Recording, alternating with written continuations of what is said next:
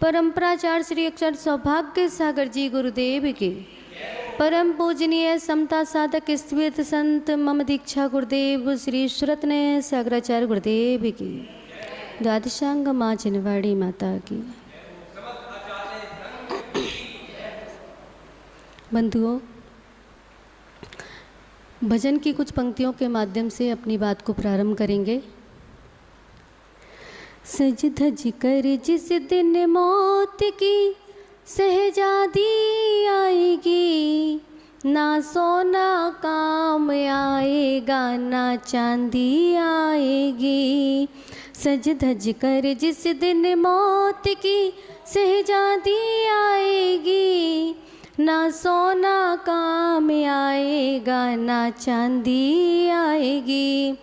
छोटा सा तू कितने बड़े अरमान है तेरे, छोटा सा तू कितने बड़े अरमान है तेरे। मिट्टी का तू सोने के सब सामान है तेरे।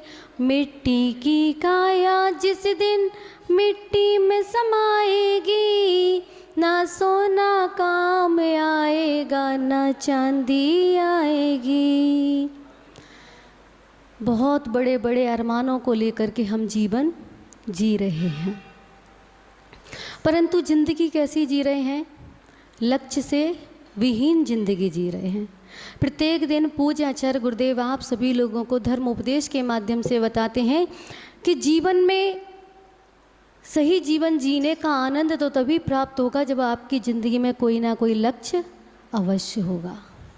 अगर ग्रस्त जीवन जी रहे हैं तो उसमें भी सदग्रस्त होने का लक्ष्य होना चाहिए।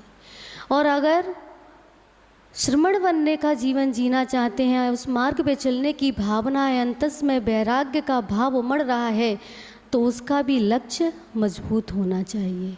और अगर उसका लक्ष्य बना लिया है तो उस पर चलने का, उस मार्ग को देखने का और उस पर आगे बढ़ने का प्रयास करना चाहिए। परंतु क्या जिंदगी में कोई लक्ष्य ही नहीं है, बस जिंदगी को जी रहे हैं क्योंकि जीवन मिला है। जीवन मिला है इसलिए जी रहे हैं, परंतु उस जीवन का महत्व नहीं पता है।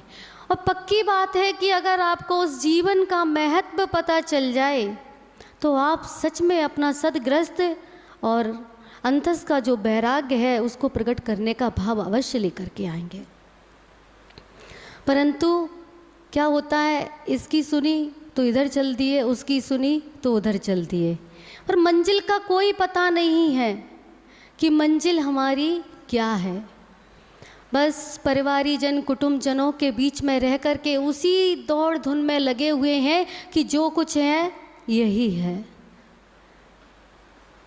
और कहते हैं कि मंजिल को पाने के लिए हमारे मन में, जिस प्रकार से पूज्य गुरुदेव बता रहे ना कि श्रद्धान कैसा होना चाहिए, देव शास्त्र गुरु के प्रति आपका एकदम अटूट अचल श्रद्धान दृढ़ श्रद्धान होना चाहिए कि अगर हमारा मोक्ष मार्ग प्रशस्त होगा तो इसी प्रकार से होगा। श्रद्धान के बिना तो आप मोक्ष मार्ग की ओर बढ़ ही नहीं सकते, क्योंकि सबसे पहले सम्यक दृष्टि होना अनिवार्य है।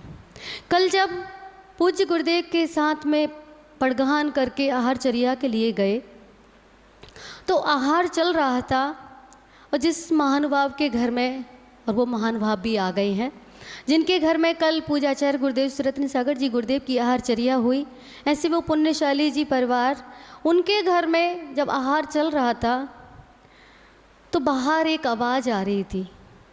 वो निकलते हैं ना कि अपने घर का जो भी कचड़ा हो, जो भी कबाड़ा हो, वो आप बेच दें।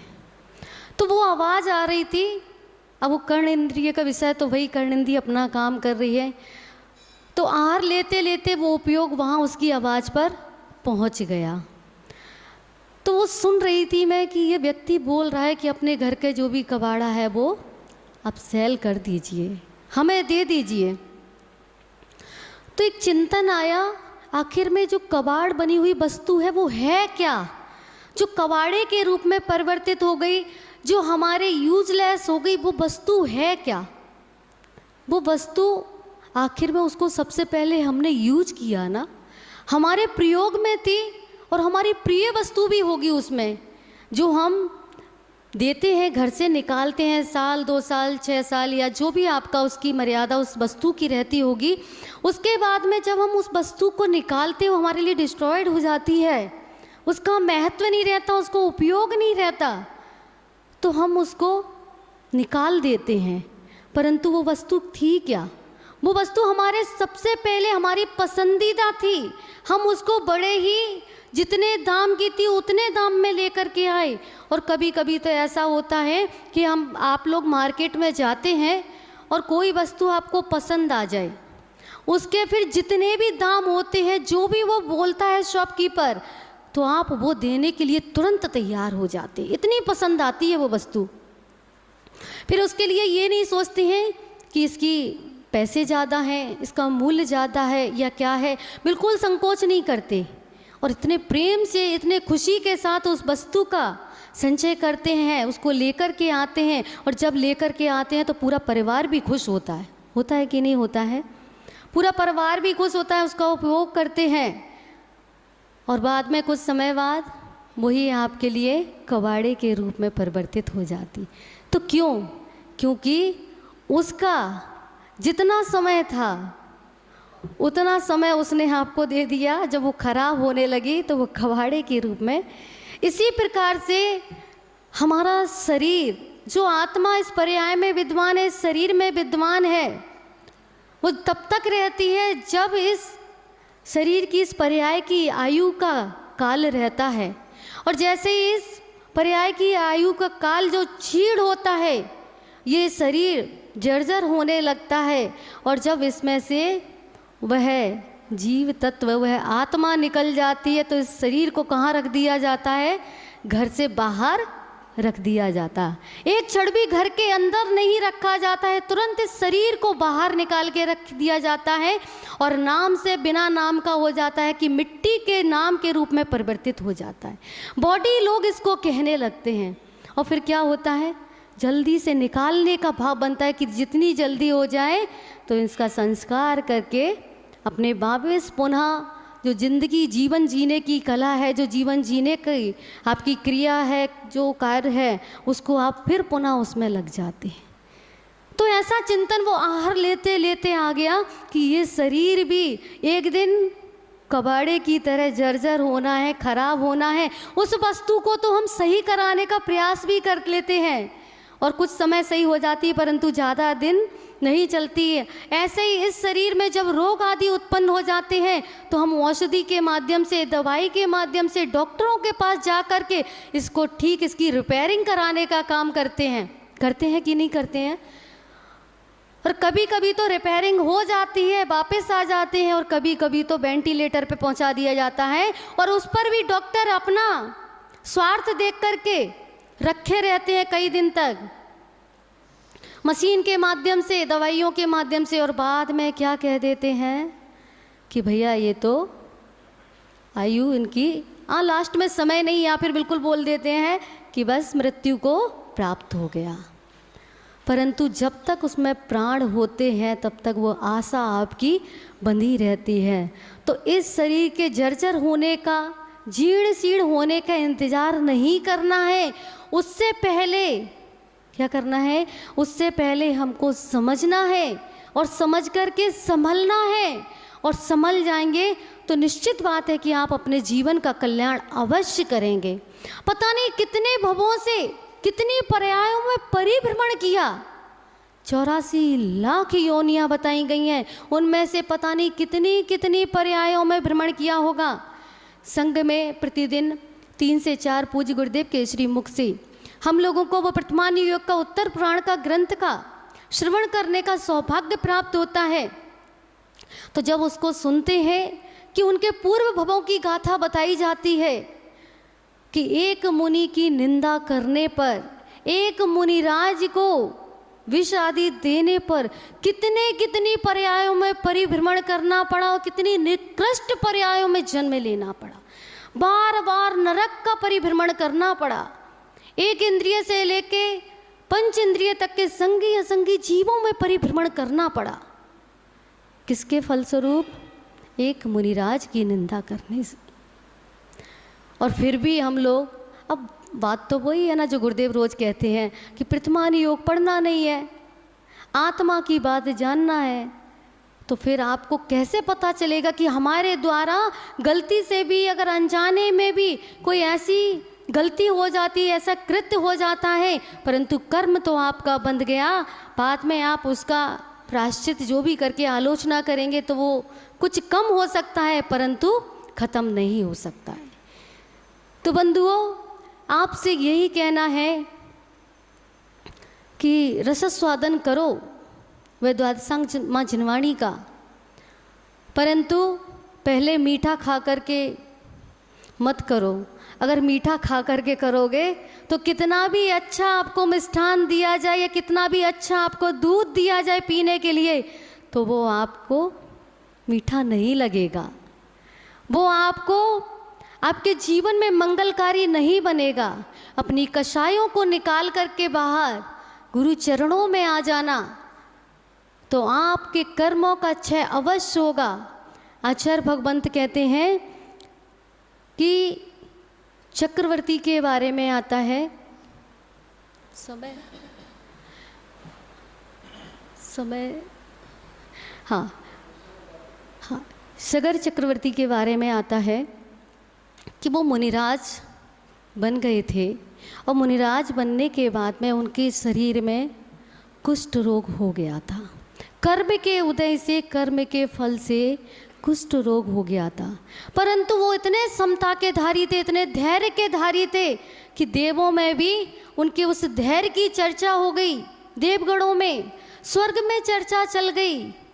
तो वहाँ पर एक देव होंगे, जैसे आज के श्रावक होते ना परीक्षा लेने के लिए तुरंत आ जाते कि मैं परीक्षा लूँगा मुनिराज की, तो उसमें से ऐसे ही कोई एक देव था, उसने सोचा कि मैं इन मुनिराज के धैर्य की परीक्षा लेने जाता हूँ। वो नीचे आता है और एक महावैद्य का रूप बना करके आता है, वैद्य बन करके आता है, और वो क्या करता है, मुनिराज के पास आकर के प्रणाम करता है, नमस्कार करता है, नमोस्तु करता है और बोलता है, हे मुनिराज, आपके शरीर में इतना भयंकर रोग हो गया है, ये कुष्ठ रोग हो गया है, आप कहें तो मैं आपका कुष्ठ रोग चुटकियों में औषधि दे करके दूर कर सकता हूँ। तो मुनिराज ने उनको क्या उत्तर दिया?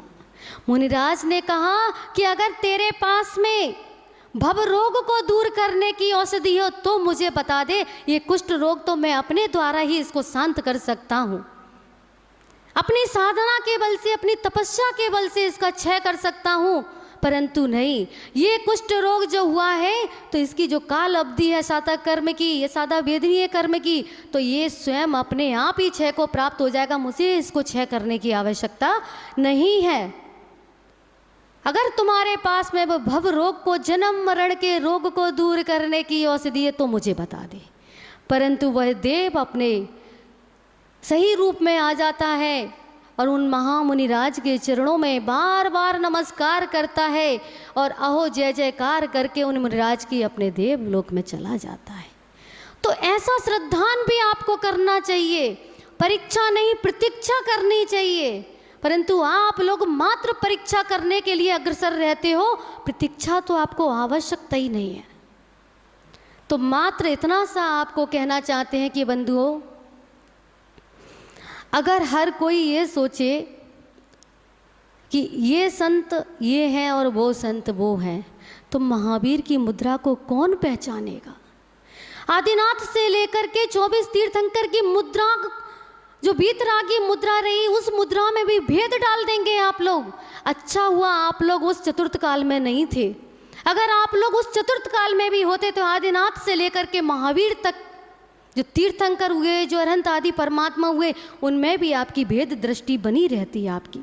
परंतु भेद दृष्टि से काम नहीं चलेगा, भेद दृष्टि से तो कर्म का आश्रव होगा, कर्म का बंध होगा, और समर्पण के साथ आएंगे तो कर्म की निर्जरा होगी आपकी। एक बार नमस्कार करने से संख्यात गुणी निर्जरा कर्म की हो जाती है। तो आप इस बातों को समझें और अपने जीवन को मंगलमय बनाएं और अपने आगे के मार्ग को प्रशस्त करें गुरु चरणों में रह करके। इसी के साथ पूज्य द्वयाचार्य भगवंत के चरणों में नमस्कार नमोस्तु करते हुए जय बोलिए परम पूजनीय परम प्राचार्य श्री सौभाग्य सागर जी गुरुदेव की नमोस्तु नमोस्तु। बोलो अनंतानासित परमेष्टि भगवान की जय। बोलो 24 तीर्थंकर भगवान की जय। बोलो आचार्य सौभाग्य सागर जी महाराज की जय। बोलो आचार्य सुरत्न सागर जी महाराज की जय। तो वो आपको मीठा नहीं लगेगा, वो आपको आपके जीवन में मंगलकारी नहीं बनेगा। अपनी कषायों को निकाल करके बाहर गुरु चरणों में आ जाना तो आपके कर्मों का क्षय अवश्य होगा। आचार्य भगवंत कहते हैं कि चक्रवर्ती के बारे में आता है समय हाँ हाँ सगर चक्रवर्ती के बारे में आता है कि वो मुनिराज बन गए थे और मुनिराज बनने के बाद में उनके शरीर में कुष्ठ रोग हो गया था। कर्म के उदय से, कर्म के फल से कुष्ठ रोग हो गया था। परंतु वो इतने समता के धारी थे, इतने धैर्य के धारी थे कि देवों में भी उनके उस धैर्य की चर्चा हो गई। देवगणों में, स्वर्ग में चर्चा चल गई। तो वहाँ पर एक देव होंगे, जैसे आज के श्रावक होते ना परीक्षा लेने के लिए तुरंत आ जाते कि मैं परीक्षा लूँगा मुनिराज की। तो उसमें से ऐसे ही कोई एक देव था, उसने सोचा कि मैं इन मुनिराज के धैर्य की परीक्षा लेने जाता हूँ। वो नीचे आता है और एक महावैद्य का रूप बना करके आता है, वैद्य बन करके आता है। और वो क्या करता है, मुनिराज के पास आकर के प्रणाम करता है, नमस्कार करता है, नमोस्तु करता है और बोलता है, हे मुनिराज, आपके शरीर में इतना भयंकर रोग हो गया है, ये कुष्ठ रोग हो गया है। आप कहें तो मैं आपका कुष्ठ रोग चुटकियों में औषधि दे करके दूर कर सकता हूँ। तो मुनिराज ने उनको क्या उत्तर दिया? मुनिराज ने कहा कि अगर तेरे पास में भव रोग को दूर करने की औषधि हो तो मुझे बता दे। ये कुष्ठ रोग तो मैं अपने द्वारा ही इसको शांत कर सकता हूँ, अपनी साधना के बल से, अपनी तपस्या के बल से इसका क्षय कर सकता हूँ। परंतु नहीं, ये कुष्ठ रोग जो हुआ है तो इसकी जो काल अवधि है सादा कर्म की, ये सादा वेदनीय कर्म की, तो ये स्वयं अपने आप ही क्षय को प्राप्त हो जाएगा। मुझे इसको क्षय करने की आवश्यकता नहीं है। अगर तुम्हारे पास में वो भव रोग को, जन्म मरण के रोग को दूर करने की औषधि है तो मुझे बता दे। परंतु वह देव अपने सही रूप में आ जाता है और उन महामुनिराज के चरणों में बार बार नमस्कार करता है और अहो जय जयकार करके उन मुनिराज की अपने देवलोक में चला जाता है। तो ऐसा श्रद्धान भी आपको करना चाहिए, परीक्षा नहीं प्रतीक्षा करनी चाहिए। परंतु आप लोग मात्र परीक्षा करने के लिए अग्रसर रहते हो, प्रतीक्षा तो आपको आवश्यकता ही नहीं है। तो मात्र इतना सा आपको कहना चाहते हैं कि बंधुओं, अगर हर कोई ये सोचे कि ये संत ये हैं और वो संत वो हैं, तो महावीर की मुद्रा को कौन पहचानेगा? आदिनाथ से लेकर के 24 तीर्थंकर की मुद्रा, जो वीतरागी मुद्रा रही, उस मुद्रा में भी भेद डाल देंगे आप लोग। अच्छा हुआ आप लोग उस चतुर्थ काल में नहीं थे। अगर आप लोग उस चतुर्थ काल में भी होते तो आदिनाथ से लेकर के महावीर तक जो तीर्थंकर हुए, जो अरहंत आदि परमात्मा हुए, उनमें भी आपकी भेद दृष्टि बनी रहती है आपकी। परंतु भेद दृष्टि से काम नहीं चलेगा। भेद दृष्टि से तो कर्म का आश्रव होगा, कर्म का बंध होगा। और समर्पण के साथ आएंगे तो कर्म की निर्जरा होगी आपकी। एक बार नमस्कार करने से संख्यात गुणी निर्जरा कर्म की हो जाती है। तो आप इस बातों को समझें और अपने जीवन को मंगलमय बनाएं और अपने आगे के मार्ग को प्रशस्त करें गुरु चरणों में रह करके। इसी के साथ पूज्य द्वयाचार्य भगवंत के चरणों में नमस्कार नमोस्तु करते हुए जय बोलिए परम पूजनीय परम प्राचार्य श्री सौभाग्य सागर जी गुरुदेव की नमो।